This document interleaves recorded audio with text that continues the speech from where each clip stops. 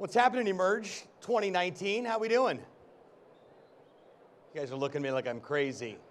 That's a different topic for later.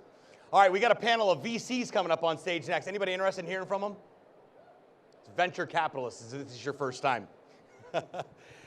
Please help me welcome Vanessa, Larco, partner at NEA, and Katherine Boyle, principal at General Catalyst, and Tom Wallace, managing partner at Florida Funders, and Daniel Herrera, director of investments for Miami Angels, as your moderator. Welcome. Thank you, everyone, for being here, and thank you to my guests, my panel guests. We're going to talk about the secrets of funding, as I think the panel's called. Really looking forward to having this conversation with you all. So for starters, how about we all do a round of introductions, things like who you are, your background, the role, and the organization that you represent. Yeah, I'll start. My name is Vanessa Larco. I'm a partner at New Enterprise Associates. We are a large fund. Our most recent fund is $3.3 billion.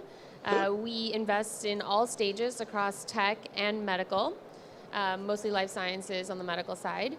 We have offices in San Francisco, New York, and DC. My background is I came from product management, so I worked at Twilio, Box, Xbox, and a few other companies, always in product. And a few years ago, jumped into venture.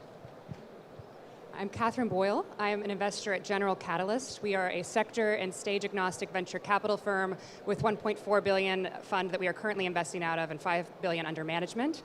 I focus on early stage emerging and frontier technology, so aerospace, defense, computational biology, genomics, and I also co-lead our seed practice. So we've been very focused on being first capital in to companies all around the country. It's very excited to be here.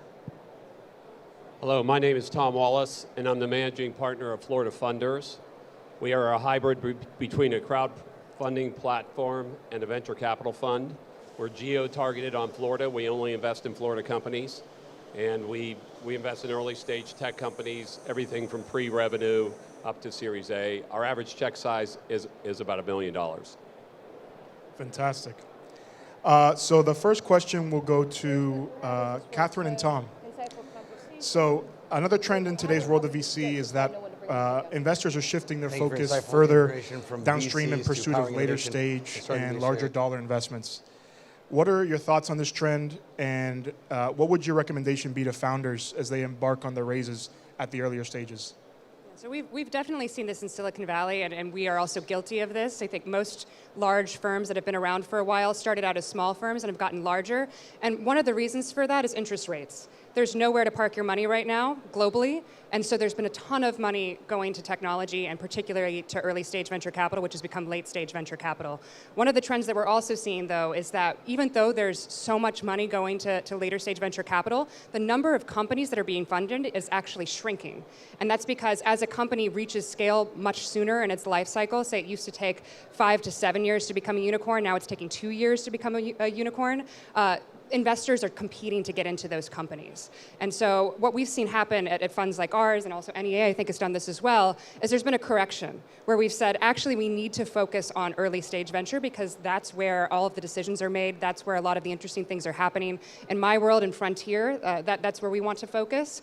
So we've actually started this New to Seed initiative because we want to see that we're still an early stage venture capital business, even though we have a late stage arm that is investing in companies that are already at that hyperscale stage. Yeah, this is a great trend for Florida Funders because we focus on early stage. So the fact that you guys are investing later, that's more for us. So we kind of call it micro VC funding where we play. We really don't want to write checks bigger than $1 million. In fact, we have a new seed fund coming out, a pre-revenue fund the average check size will be between $50,000 and $250,000. We can always do follow-ons, so the fact that you guys keep moving upstream is good for us, and I think it's good for entrepreneurs in a way also. They can do earlier raises, they can do smaller raises till they get more traction at lower valuations, and then hold off on the big money when they have a lot more traction and they can get a better valuation, therefore the founders obviously dilute less. Awesome. So this is first question for Vanessa. Many VCs are now saying that they've adopted a specific angle to their thesis or an entirely new thesis that guides investment outside of Silicon Valley. What are your thoughts on this shift? Look, I think it's necessary. The San Francisco, New York ecosystem can't support all of the capital that's coming in. I think for societal reasons as well, we need to see what they were coining the rise of the rest, right? We need everyone to be able to benefit from the growth in technology and the growth that comes economically from that. So, I think just like you do any kind of personal portfolio management with your own finances, you want to diversify. And so you also can't have all of your fund in just one city. So I think, at a high level, you're going to want to diversify. You're going to want investments in other cities across the country. And we're also seeing some really good trends where these cities are starting to see big exits. And so when you have a big exit, ideally some of those executives turn into angel investors and start funding their, first level of management into their startups, and then they hopefully have exits. And so as you start seeing these ecosystems, they're going to be able to absorb a lot more capital. And I think we're seeing that in Atlanta clearly, and in Austin, and we're hoping to, and in LA, and now we're hoping to see it in places like Miami. And I think there's a lot of cities that will benefit from this. Absolutely. Katherine, I'll ask you the same question, especially since your firm is similar to NEA's with a national presence. Anything to add to what Vanessa said? Yeah, I think, on top of a few of the ecosystems you mentioned, we're very active in, say, Salt Lake or Provo. And what you saw happen in Provo is that Qualtrics was acquired for $8 billion. That's the key to success for any ecosystem. One massive exit will lead to every employee having the ability to angel invest, to say, actually, I want to start something on my own now. And what's great about places like Miami in particular is that people want to live here.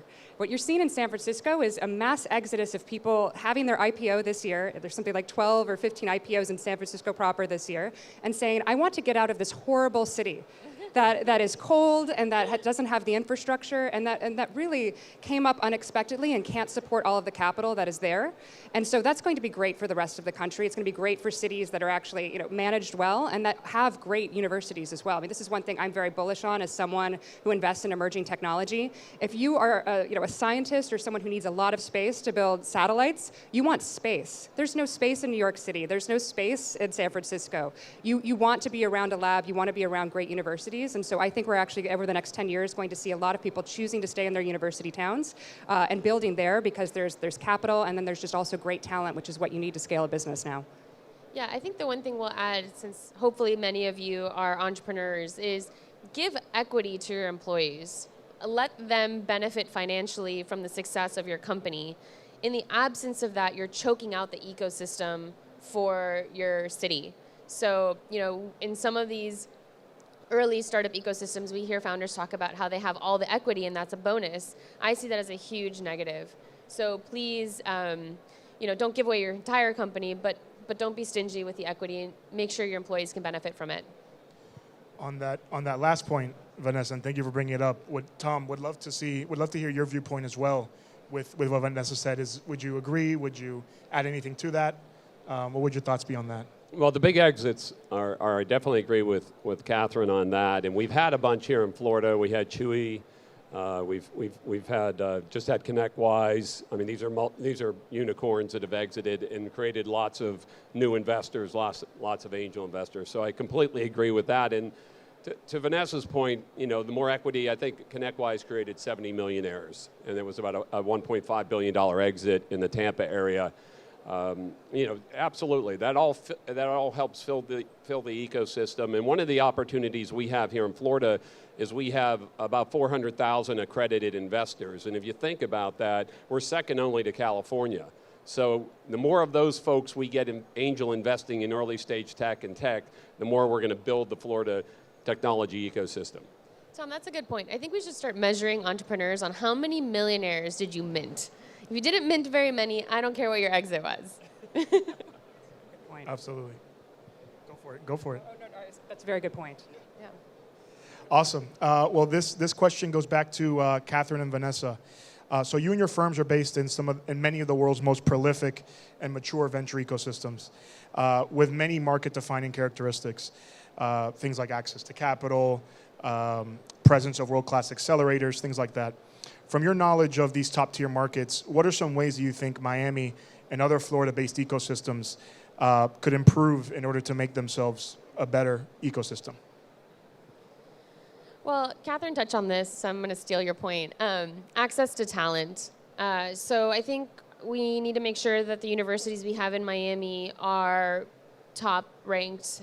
We need to invest in the engineering programs in those schools because we need some way to access young talent into these companies.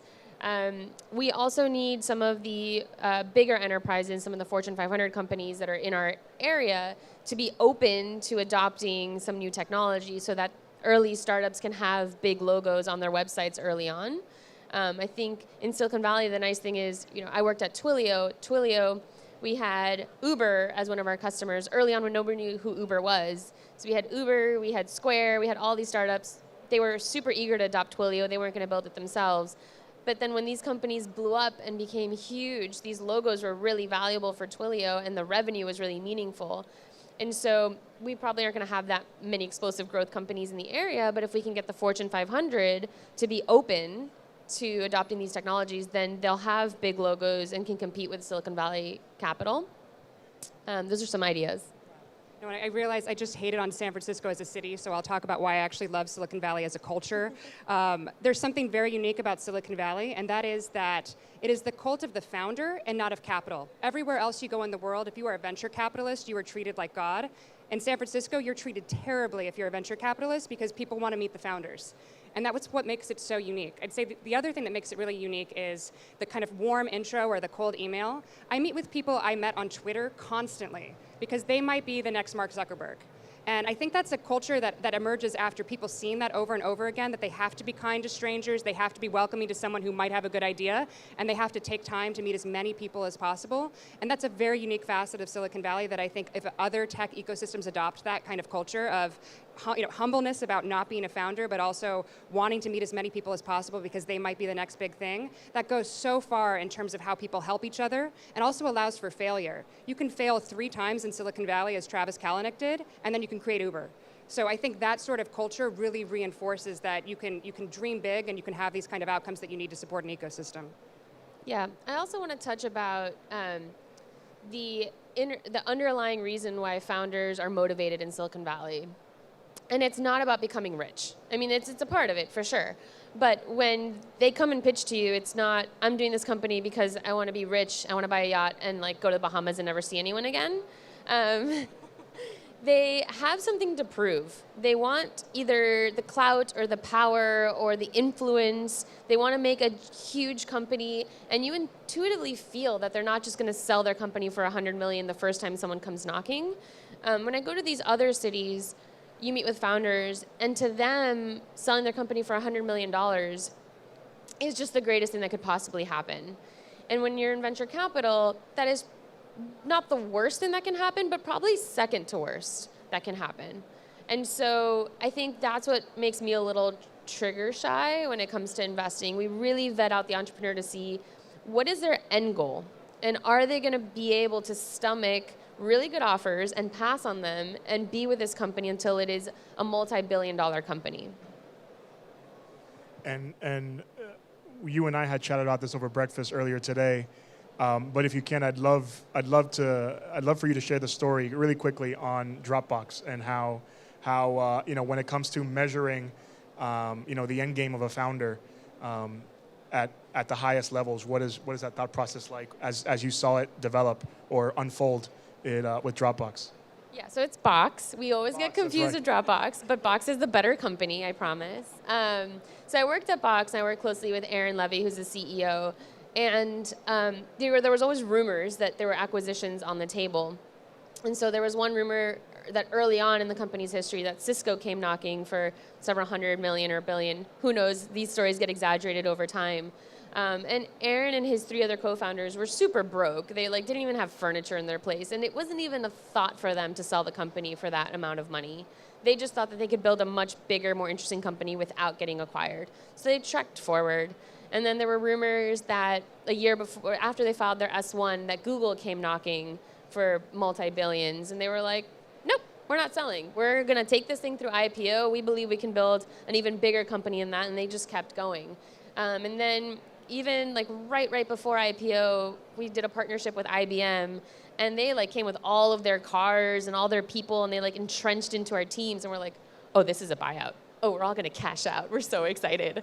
And then rumor has it that they did try, and Aaron was like, nope, I'm IPOing. Like, I don't need any of this. We have a solid company, great technology, we have great customers, and we don't need that. We're gonna build a giant game-changing company. And I mean, even I think about it, like if I was Aaron, I don't know, man, I probably would have sold at some point. I mean, he's aged a lot through this process. Speaking like a venture capitalist. Yeah. But, you know, Had he gotten some money off the table along the way? There's probably some secondary along the way. That makes a big difference. But not a lot. Like, for him, it wasn't ever about the money. I mean, he still I think he's, up until like a year ago, he drove a beat-up BMW. Like, he doesn't know how to drive or park. So it was like a beat-up old BMW. He just doesn't care. It was never about the money. It was about the journey. And so we definitely want founders that want a big exit, but we want it to be just more than that. We want to know that you're not just going to sell out at the first opportunity. Awesome. Thank you for sharing that. So this is a question for everyone. So when founders of seed stage startups with limited traction are pitching to you, in what ways have they described the potential of their company to you so that you feel comfortable ultimately investing? And for context, I know you shared it earlier, but I'll just give a select breakdown of some of the industries that you guys focus on for the benefit of the audience. So Tom, you guys focus on SaaS and EdTech. Again, these are select industries. Vanessa, you focus on product management tools, women's digital health, and parent-focused technologies. And Katherine, aerospace, drones, and other similar hardware applications. So I'll start because I rarely invest when there's revenue. I always invest pre-revenue because of the nature of what I invest in. What I'm looking for is someone, in frontier technologies in particular, I'm looking for someone who can recruit. There's a limited amount of talent in anything related to machine learning, artificial intelligence, but anything related to aerospace as well. And I'm looking for someone who comes into my office and says, I know my first 10 hires. And I want to know who those people are, what they've done, and usually you've worked with them before, so you know you're going to work with them well. The next thing I want to see is I ask a question of every company, and it's what does the next 18 months of your company look like? It's amazing how many people can tell you how big the TAM is, like how they're going to make a multi-billion-dollar company, but when you sequence what are you going to do for the next 18 months, who are you going to recruit, all of the nitty-gritty of building a business, it's actually really difficult to talk about something beyond technology if you're a technologist. So the thing that I'm always looking for when I'm looking at a founder at the seed stage is this person commercial enough to think about the technology they're building and to be able to explain it to someone like me who is not as good of a technologist as they are ever, or will never be as good of a technologist as them. But also, are they going to be able to build the business in a way that's very commercially minded so that it actually looks like a software business? And if they can convince me of that, they don't have to have revenue for years. I actually don't care about that number. I just care about how they're going to hack a system that is not in their favor because they're doing something much harder than traditional SaaS software. I'll take a crack at that. So for us, I think a lot of it's how focused the entrepreneur is. Lack of focus is one of the biggest problems that we see with all entrepreneurs. And when we drill down and we want them to be able to articulate what problem they're solving, what business they're in, very clearly, very succinctly, and within 30 seconds to a minute. Once they do that, we want to, we'll keep asking questions. We want to hear, is that what they're going to do, or did they have these other ideas and then we're going to be a data. Once we do that, we're going to have all this data. If I hear that one more time, and then we're going to be a data company. I mean, those are, we want to see that they're singularly focused and that they can execute, because, we all know ideas are a dime a dozen, right? So is this the person, is this the Mark Zuckerberg, is this the person that we can bet on that's going to stay focused, stick to it, and make it happen? I typically invest post-revenue. So, Good idea. Yeah. We definitely look for people that can recruit. That's actually one of the top. So we're always betting on the founder, even post-revenue, because there's this thing called like the 20 million ARR ceiling in SaaS, where some of these companies that solve a very acute problem can get from 0 to 20 relatively easily, and then you're just stuck at 20 forever. And that's our fear. And I think it takes a very focused leader with a solid team to be able to figure out, if they do get stuck in this 20 million ARR rut, how to get out of it. So a lot of our bet is actually on the founder, and then the bet is on the business model. And unfortunately for me, because I think product should be number one, then it's on product and all of that. But with the founder, you want someone that is able to recruit, very thoughtful about their business, very focused on their customer, and a founder that's in enterprise SaaS and says, I'm hired. My first hire is going to be a head of sales, so I don't have to do that. That's a big red flag for me. You need to be talking to your customers. You want to talk to your customers if you're an enterprise SaaS. Awesome, thank you all. So this question's for Vanessa and Tom. What are some common mistakes entrepreneurs make when pitching to VCs? Oh man, common mistakes. I would say the one that's a bit of a pet peeve for me is when you're talking about the total addressable market and you're doing a top-down. Gartner says the market for XYZ is 50 billion. It's like, yeah, but you don't do that. You do something very different. So tell me about bottoms up. How do you get to your total addressable market, right? How many customers are there? Start with the US, if that's where you're headquartered and that's a market you know. How many customers are there that fit the profile of the person that would buy this software? How much are they buying this software for? And then, I'm going to assume you're going to take at best 10% of that market. And then what does that look like? And then if it's really small, maybe think again about what you're solving for. Or maybe venture is just not the best route. And I do want to highlight that point that not every business is venture fundable. Not every entrepreneur wants to be on venture's roadmap because that means you're fundraising every 2 years and you just run the business in a very different way. So just think through your addressable market, think through if venture is actually what matters and what is needed for your type of business. And I think those are the two areas people get tripped up on very frequently. For me, the big one we see a lot is, it kind of gets back to what you were talking about earlier, Vanessa, is what's the exit strategy? What's the business look like 5 years out when we ask that question? And they come, well, I'm going to build this and I'm going to flip it, and then I'll be in and out of this in 3 years. We hate to hear that. That's obviously something we're not, not many people can build a business and build much value in less than 5 years. And if they're not in it for the long term, we're not going to be in it. The other one is competition. We constantly see or hear, I don't have competition, or I don't have any direct competition, or they don't know their competition. That's also a very bad sign for us. We want the entrepreneur to really know that industry, really know that space, know who the players are, know how they're going to compete against those players, and what's going to differentiate them from the other players in the space. Can I add something to that? Of course. Well, I wanted to expand on the competition. You should have a competition slide in your deck, and it should be a 4x4. I don't care what the axes are. You should be in the top right, and there should be at least 6 other companies on there, and then figure it out from there. But if you don't have that in some way, shape, or form, it's done for me. And also saying the competition is terrible. Like, the competition is winning, so undermining the competition is actually not something to do in a pitch meeting. Explain what they do well and explain what you'll do better. But another note on that, I always joke that I do sentiment analysis in a meeting. And we actually know this scientifically. It's more important how you say something than what you're saying. And that's true when you're selling to the customer. It's true when you're talking to anyone about your business, when you're recruiting. And so I look for someone who comes into the meeting and just owns the meeting. Don't ask me whether I want to see a slide deck or how I'd like the presentation. Like, you come in and you be your best self. And you explain to me why you're going to win whatever market you have. And don't be intimidated by the fact that we have capital that we may or may not give you. I think so much of where people err in the meeting is actually not being dominant enough. And so I really encourage every founder to just come in and, this is what we're working on, this is why we're going to win, and explain to us why we might be wrong about your market. I would do one quick tip on top of that actually happened very recently, like last week. Don't let the VCs make you jump around in your slide deck. It's very tempting when they ask you a question and you're going to answer that in 5 slides from there to be like, oh, I have that, let me just skip to it. The minute you do that, you break your storyline. And when you're pitching, you're telling a story, and you want to be captivating. And the minute you start hopping around, your story becomes completely disjunct, we stop following along, and you are now off of your flow, and then it just gets really off the rails from there. So if someone asks you a question, you're going to address that in a future slide, just say, I'll cover that in a few slides. Let's continue with this, and no one's going to be upset about that. One other thing I would add is don't over-embellish.